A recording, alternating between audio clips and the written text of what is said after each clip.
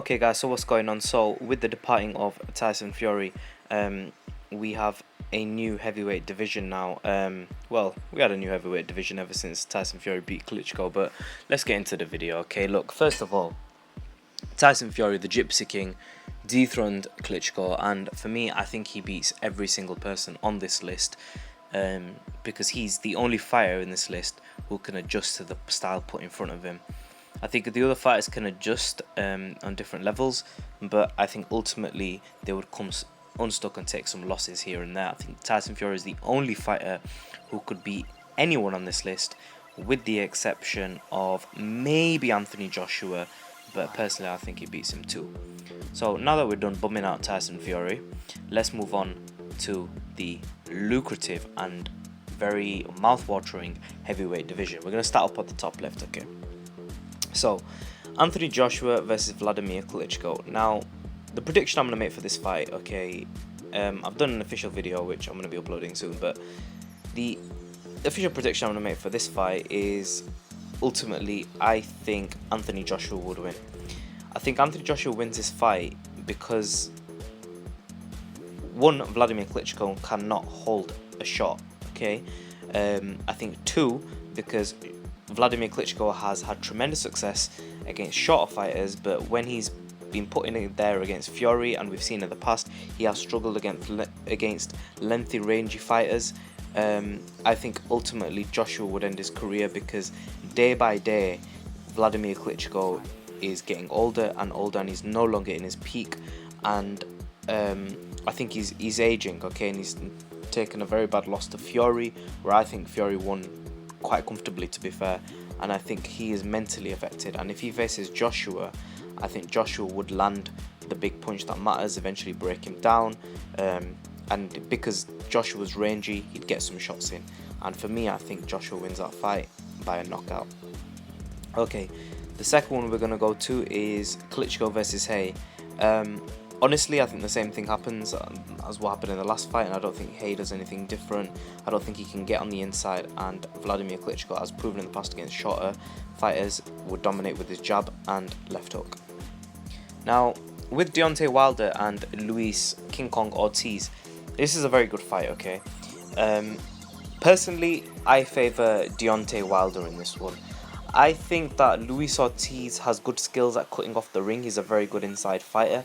But I think where Luis Ortiz is going to struggle, and where you will see, and this is the thing, when someone looks so dominant, people automatically think that, you know, that fighter is going to, you know, dominate everybody like that. It doesn't happen like that. They have flaws. It just takes it's just a matter of the opponent you face, and I think that you're going to see Luis Ortiz stuck when he faces someone with good footwork, okay?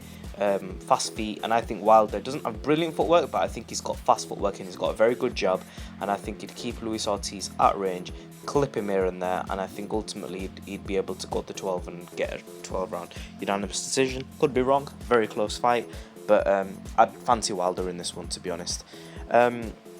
Moving on, Wilder versus Klitschko. I think that Klitschko would win this fight. Reason being is because although he struggles against rangy fighters, I don't think Wilder has the skill to outbox Klitschko, and I don't think he has the combination punching to knock out Klitschko, and I think Klitschko can hold some shots, and I think Wilder wouldn't have the capability to outsmart Klitschko, who is very experienced and thinks very quickly and knows how to keep an opponent at range, and has a quite a diverse range of tactics, let's say. He doesn't have a diverse range of punches. Deontay Wilder versus David Haye.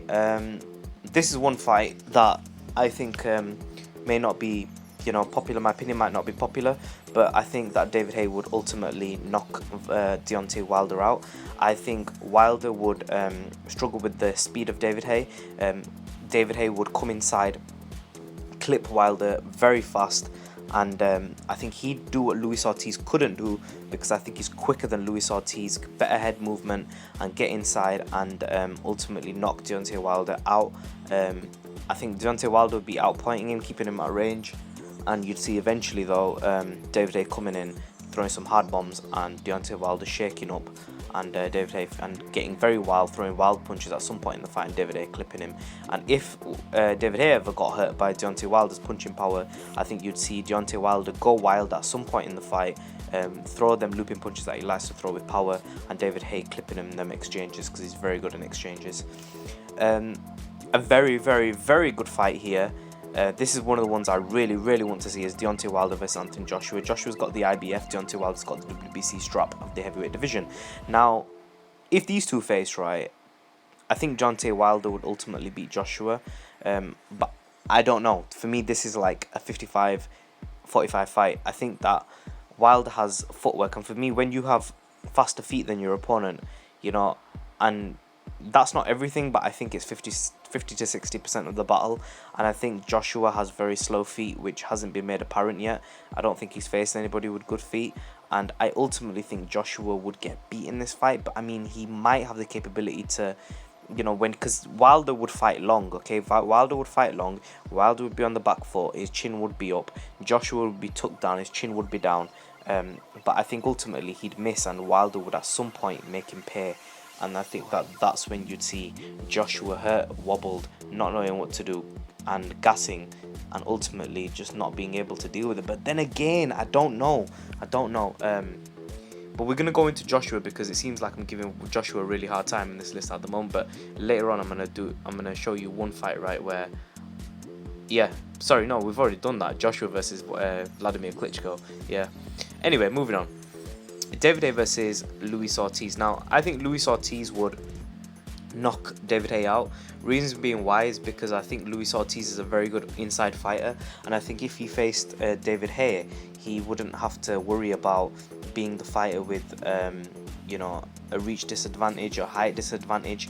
I think he's actually bigger than David Haye, and on the inside, if David Haye got into exchanges with him, I think David Haye would get chinned really badly and hurt really badly. And Luis Ortiz can really bang, and he's a very good boxer, Cuban background, and he's got decent footwork. In this fight, I don't think he'd have very, very bad footwork, and I think ultimately on the inside, David Haye would get clipped and knocked out. Luis Ortiz versus Klitschko. I think Klitschko would outbox Luis Ortiz. Like I said, Luis Ortiz, he's a big guy, and he's not exactly short. He's quite tall actually, but I think ultimately the outside fighting and the very good job of Vladimir Klitschko would show, and the experience would show, and I think ultimately he would outbox Klitschko. Anthony Joshua versus David Haye. Again, I think this is the worst matchup that can be made for Joshua. I think it's the one where he stands the least chance. I think if he faces David Haye, I think he gets knocked out. I think that he wouldn't be able to hold a shot. David Haye would be too quick on the inside, and Anthony Joshua wouldn't know how to... He wouldn't be able, not in knowing how, it's not a matter of knowing. I think he'd be too slow and too sluggish, and his chin would be exposed, because you know, in boxing, I've always said this, the taller fighter has a chin exposure, right, that the shorter fighter doesn't, because the shorter fighter's chin is lower, it's harder to clip. The taller fighter will always, it's always easier to clip the taller fighter's chin. They can use their range, etc. But I mean, in this fight, I don't think Anthony Joshua is a very good outside boxer, and I think that David Haye would clip him and knock him out. Finally, Joshua versus Luis Ortiz. I think that this would be a unbelievably sparked fight. There's two ways it could go. Anthony Joshua could keep it long, and I think on the outside Joshua would outbox him. He's got the boxing IQ, he's got the variety of punches, and he could really hurt Luis Ortiz. But ultimately, I think the uppercuts of Luis Ortiz would land Anthony Joshua, and I think Luis Ortiz is more durable than Anthony Joshua, and I think that he would ultimately get Joshua out of there. Leave your comments in the section below. Subscribe as always. I think Luis Ortiz in this final fight would win, because ultimately he's got the angles. He's the one with the southpaw stance. He's got the uppercuts. He's got the big shots, and I think he wins. So I mean, if we look at the moment, you'd have to say it looks like something like Klitschko number 1, if everyone faced everyone, Wilder number 2, but then you see Joshua, you can't put him at number 5, just jumping the gun a bit, because if Klitschko's at number 1 and Joshua beats the number 1, where does that put Joshua and nobody else can, apart from Fury? So it's a mixed bag. It depends like what you like, but these guys are all going to take L's in my opinion when they face each other, if they face each other. So many matchups that could be made. I don't get why they're not rushing to face each other. They should, you know. Comment section below, subscribe as always. Be Real TV, and a bit, guys.